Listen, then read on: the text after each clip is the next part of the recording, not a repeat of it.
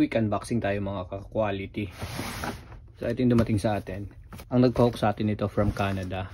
Hindi na nagpa-shoutout si Bossing for privacy. So ang shoutout ko yung pinanggalingan ng pair natin. Big shoutout bro Bernard J. Santos. Ayan, malakas na shoe gamer dito sa Japan. Thank you dito sa mabilisang deal natin.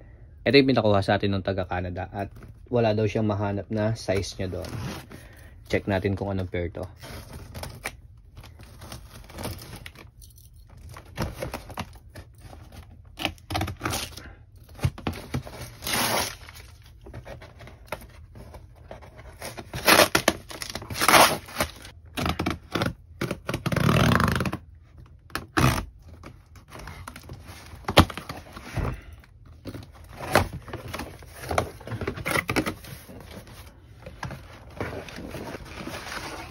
Nike SB Dunk.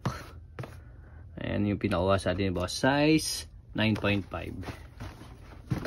Check natin yung pair ni Bossy. Uy, nagbigay ng sticker si... Ayan, thank you dito sa sticker mo bro. Ay, talaga naghahanap ako ng sticker ng Supreme. Boss Bernard. Malakas to sa shoe game dito sa Japan, kaya madami siyang ganyang sticker. Ito yung sticker ng ating SB. Ito yung included sticker niya dito. Ayun o. Ito na yung pair na pinahook sa atin ni Bossing.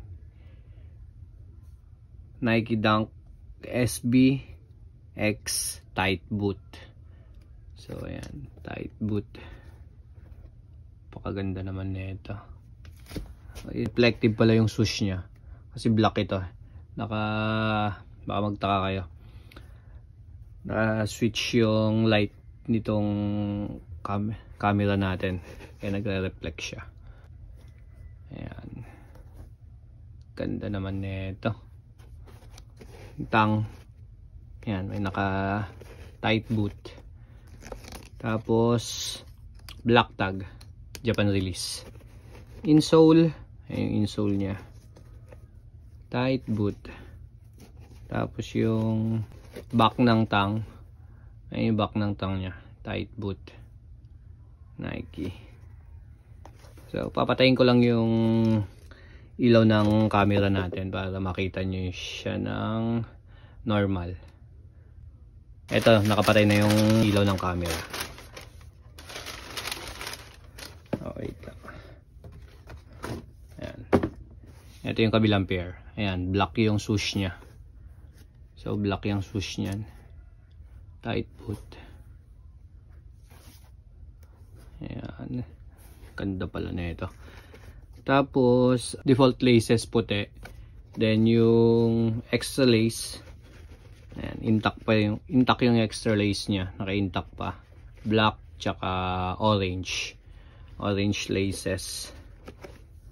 So dito naman sa kabila na insole, ayan, Nike SB nakalagay. Doon sa kabila kasi kanina tight boot. Ayan, tight boot. So dito sa kabila Nike SB. Ayan, SB. Ayan, Japan release siya. Ito na yung pair ni Bossing. Ganda. Panalo. Ayan, big shoutout boss. Papadala na natin agad to sa Canada. Ayos. Ayan, sa mga may gusto nito, sa mga gusto magpahook ng Nike SB Dunk natin, X tight boot, PM lang kayo sa page mga ka-quality. So ayan lang. Thank you. Bye.